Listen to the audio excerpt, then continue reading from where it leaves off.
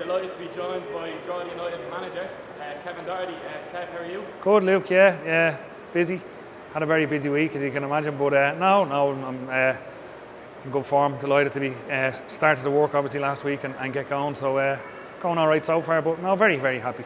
Yeah, we were obviously talking off air there. It's been a busy few weeks, anyways. Yeah, certainly. Look, I mean, it was only last Wednesday. What's today? Saturday. So 10 days, and look, there's a lot to organise and a lot to put in place. But my priority was to get players sorted, and lucky enough being able to do that for a fair few of them, and even obviously players are brought in from outside the club.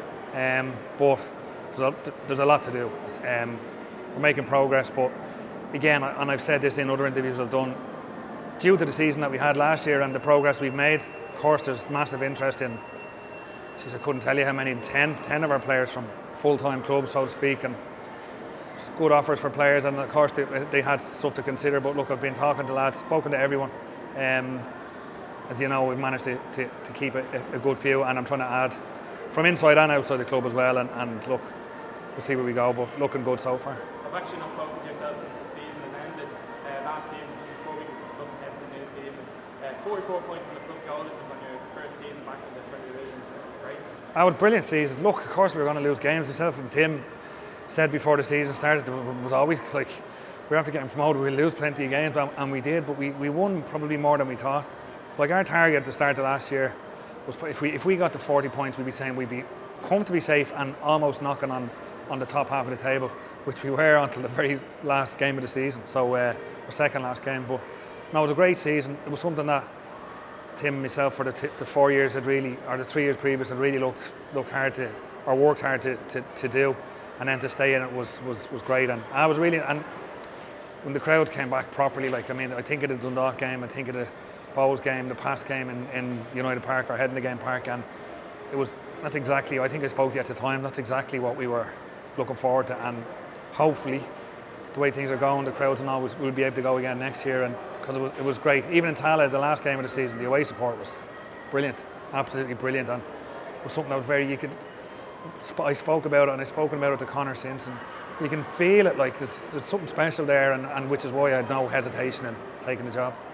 Obviously you've signed some new players that you're no stranger to, Dylan Grimes, Dale Rooney and Alan Foley. Yeah. Foley was brilliant at the start of the season last year with Harps, top goal scorer for a very long time. Yeah.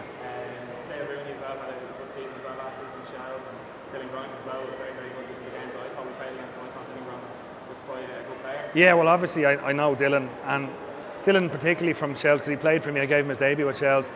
Dale was only sort of coming through the 19s at that stage, but I obviously knew. And to be honest, when I saw Dale was not going to be playing with Shelbourne next year, I was straight out to him.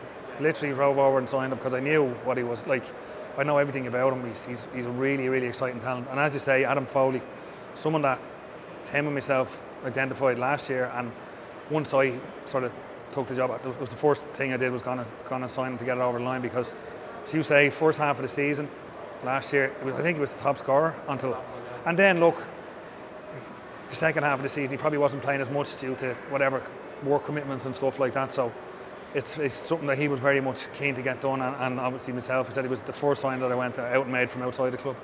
And new contracts as well for Dane Massey, who's been appointed as the captain. Just a bit of word on that.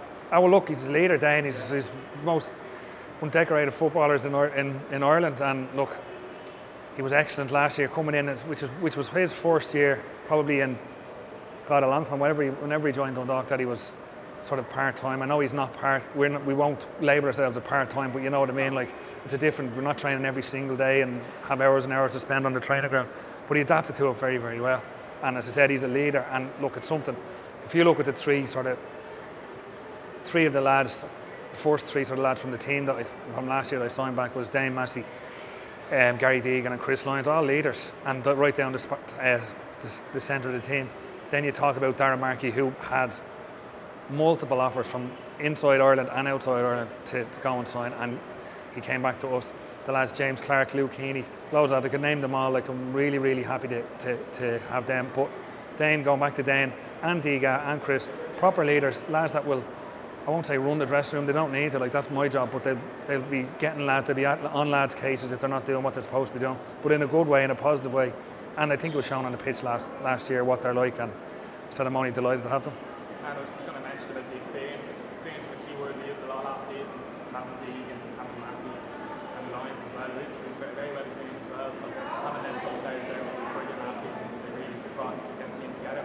Yeah, well, I mean, if you can have a mixture of both, it's great, because the youthful exuberance is brilliant, but you need that bit of experience as well, because a lot of lads, well, certainly most of our lads, the younger lads last year, had never played proper Premier Division football. A couple of them might have played 1 or 2 games the last time they were up, but no, you need that in your dressing room. And as I said, it's not just, it's on the pitch, it's off the pitch, it's everything. But I'm lucky enough that, if you mention those, include Darrett in that, because he's not a kid anymore. Like, I'm not just signing them because they're experienced, I'm signing them because they're excellent footballers. Like, and last season showed that, like, they were absolutely brilliant. And look, I'm hoping to add more. I'm obviously talking to a lot of players. As I said, really busy, still busy, trying to get as much in as we can, and then whatever other stuff has to be done around the game day, like from training facilities, all that type of stuff we'll be working on. But going back to the very start of the interview, my immediate priority was players, and we're making good progress on that now.